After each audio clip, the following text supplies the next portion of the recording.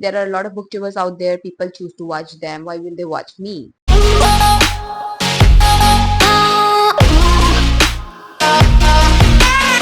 as I am starting with this channel, I decided to take an opportunity to just introduce myself briefly through some questions. So here we have 10 questions in the new booktube newbie tag, which a lot of booktubers they prefer doing once they start their YouTube channel. So with my iced coffee and the questions here, let us start with the booktube newbie tag. And the first question: why did you start this channel? Well, there's no appropriate reason to start a channel. I am not here for one sole purpose, that is to monetize and all of those things, which will happen with time. Initially, I had a very tough time creating short videos for reels because I thought, I want to talk more. Like if I have to review a book, for example, then I have to review it within 1 minute, 30 seconds or something like that for Instagram. And I was not being able to put out what exactly I wanted to do. Like I was like, okay, theek hai. I've always realized that booktube is a platform where you can keep talking for hours, and if there are people who like you talking, they will come and look at you or listen to you. So that being one of my major causes, that I want to be very elaborative for the content that I create on Instagram, for the content that I want to create in YouTube, because YouTube is a good platform, but it's a tough platform. Everybody knows that it takes forever to grow. But yeah, growing could be one of the reasons, yes, but that does not come as the primary reason. My primary reason for booktubing is I really enjoy talking. I really enjoy sharing what I read and recommending books to people who are still, in the verge of reading. That is one of the reasons that I started this channel. And also, I'm very much inspired by a lot of Indian booktubers for that matter. And yeah. Number one, done. Let me have my coffee a little bit. The second question is, what are some fun and unique things you can bring to YouTube? I don't promise to bring anything exceptional that anybody else is not doing already. Obviously, the vlogs and everything, everybody is doing that. I don't know how unique my content is going to be, but as I said, that I am here to talk about books. I'm here to recommend books. I'm here to sing songs about books. Not literally, but yeah. So I don't know how unique that could be, but I will try to keep you all entertained sometimes. I don't know how, but yeah. If you have any video ideas that you think I can probably create and that will really help you people in some way or the other, do not ever hesitate to even drop me a DM on Instagram, or comment down below. I would really appreciate and acknowledge if you could send across some video ideas. I mean, anything that would be useful to you and you think I can create it for you, because that is what I am here for, I guess. Okay, the third question is, what are you most excited about for this channel? I'm just excited about talking because, see, honestly speaking, I have grown up talking to the mirror. I would keep talking to the mirror because I could see my reflection there. And even till this day, when there's nobody around me and even not a mirror, I would talk to myself. I don't know if this is a disorder, I have no idea, but I enjoy talking to myself. And when I say that I'm talking to you all, it technically means that I'm talking to myself first in the camera, and then that goes to you all. So I am excited about talking to myself. I'm excited about talking about things that I love, especially books. Yeah. So the fourth question is, why do you love reading? Oh God, I've never been this blank with this question. Why do I love reading is because why do everybody else love reading? Because it is an escape from the reality to a world where things are beautiful, things are tolerable. Sometimes you seek for escapism, and so you read fantasy, like, okay, I don't want to live in this world. I just want to get and run away, like, pack my bags and run away. And then you just pick up a fantasy book. For example, I do not read a lot of fantasy, honestly, but I read The Golem and the Genie, and I cannot tell you how lovely that book is. That is a fantasy book, and I have not seen a lot of people talk about it and read it, even when people they do read fantasy. So yeah, even Harry Potter for that matter. Like these are some books that you really want to just escape from reality and be like in a world where there is no such thing happening. There's everything fictional. There are people who read self-help book probably not to progressively grow in life, but to just read and just to implement certain things from those books into their lives so that it can be a better place to live in. So everybody has their own objective of reading and loving books and literature. For me, it is escapism. I have found my existence through books.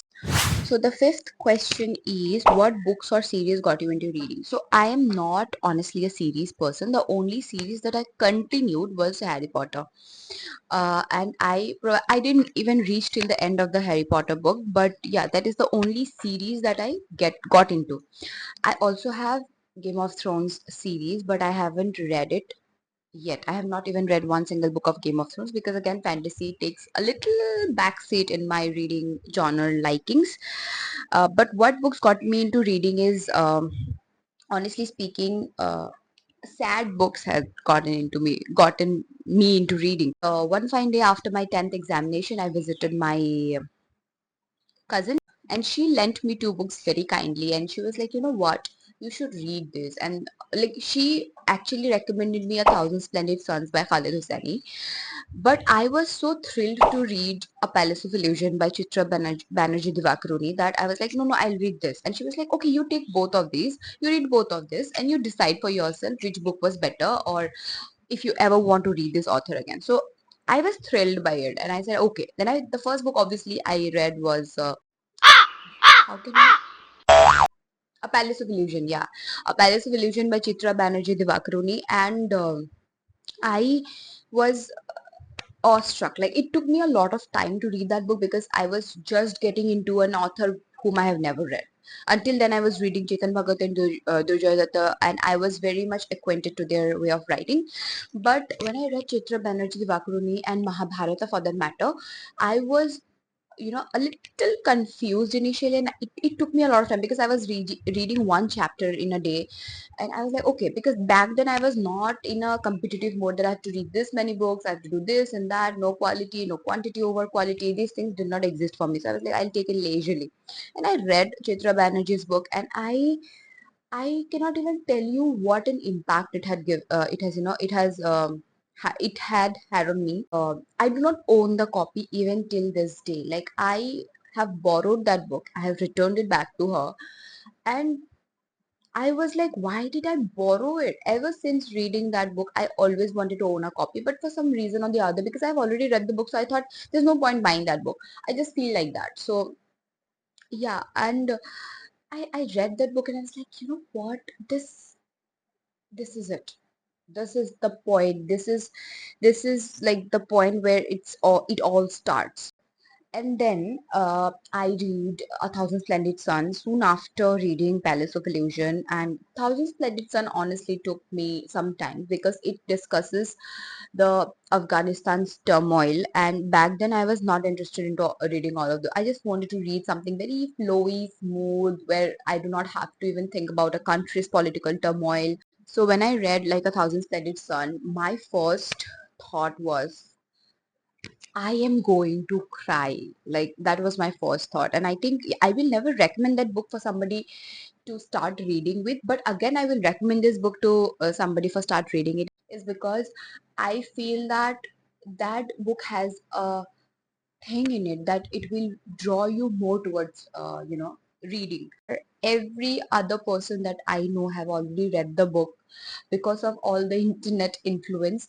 But if somebody who's still wanting to start to read a book, I think just get yourself a copy of that book and just start reading it. Maybe Thousand Splendid Sun or The Kite Runner, but just start with Khalid Hosseini. It's like one of the greatest experiences that I've ever had. I read it in 2018 or 17.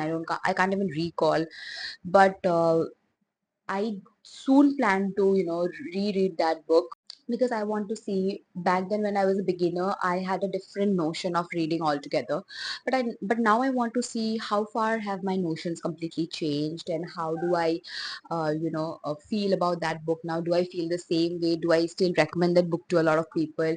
Does it have a little loophole that probably I couldn't see back then? I just want to recheck it all over again. So yeah, that is one book, and then followed by Book Thief by Marcus Zuzak.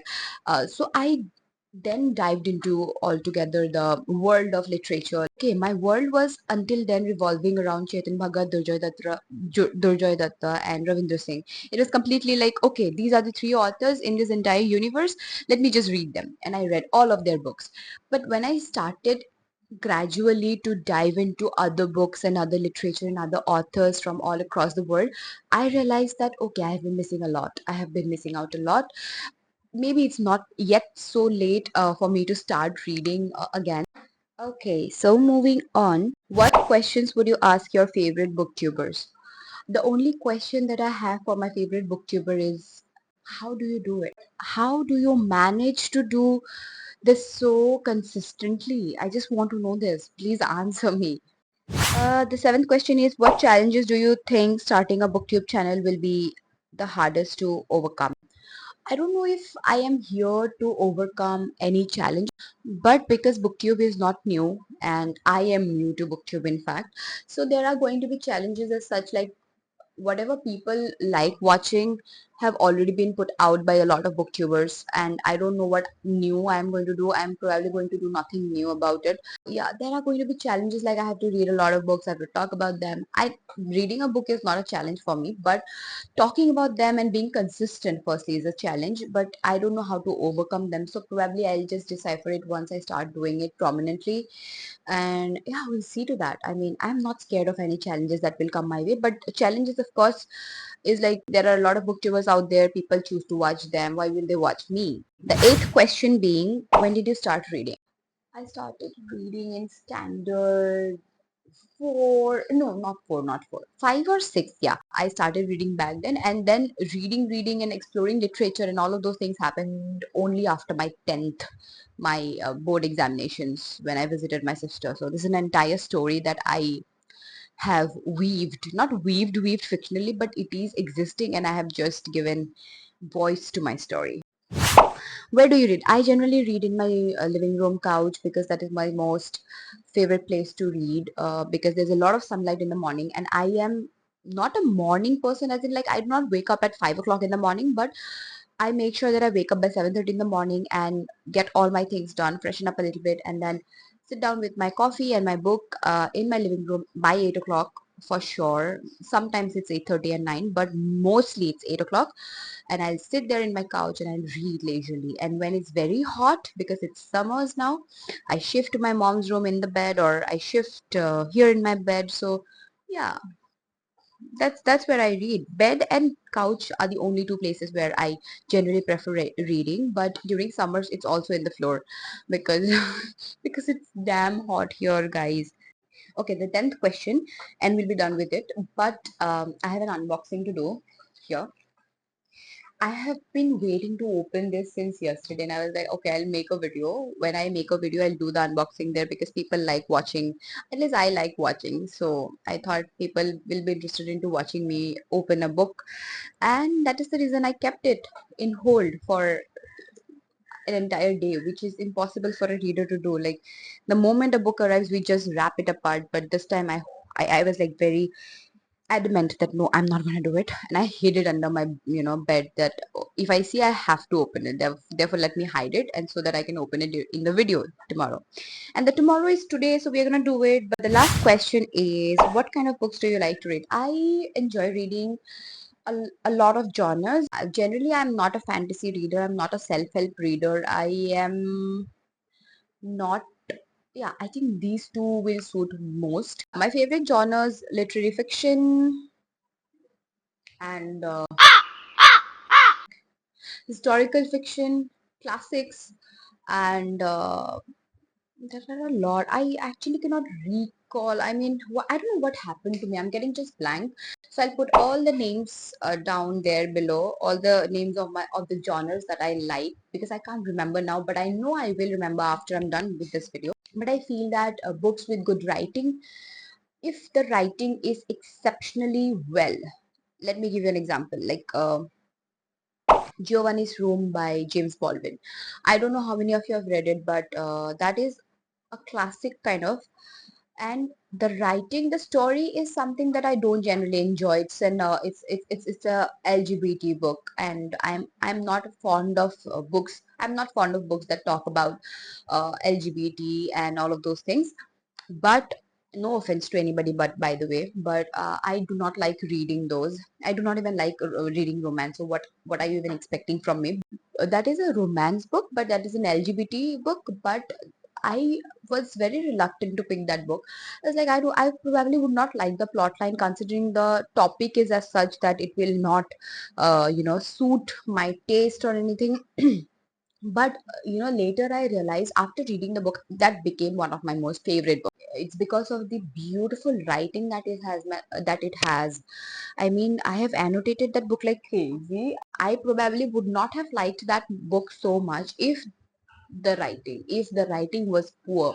So yeah, very much fond of good writing, good character development, and that's it. I can work with plots, bad plots in fact, but if the writing is masterly done, nothing stops me from rating that book a 5 star or even a 6 star for that matter. Now we are towards the end of the video. We have answered all the 10 questions that I was so scared to answer, because I've seen the newbie tag question. I was like, what? I don't even know what to answer, but I successfully did it. And considering this my first video, please excuse my very nervous faces probably. But yeah, we have a mail to unbox as I promised. We're gonna do that. So I'm keeping my mic here for some time. I don't know if you can hear me, but let's do it.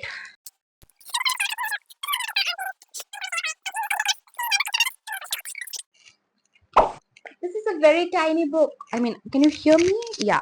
This is a very tiny book, and it is a poetry. It's a collection of poetry. And the moment I saw the cover, I was like, you know what? Please send me this book.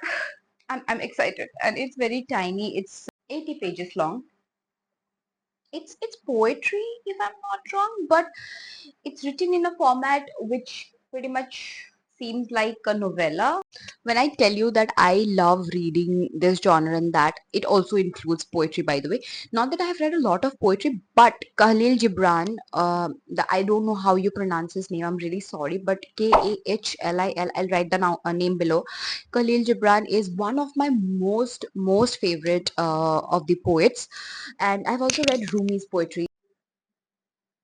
I'm going to read it soon enough and share with you all my thoughts about it. With that, we are to an end of my first video. I hope you like it. If you do, please consider liking the video, subscribing to my channel if you think that you can adhere to my nonsense, and you can, get something out of my channel. I'm really looking forward to talking about a lot of books. So until then, take care, have a beautiful day, and we'll see you in the next one.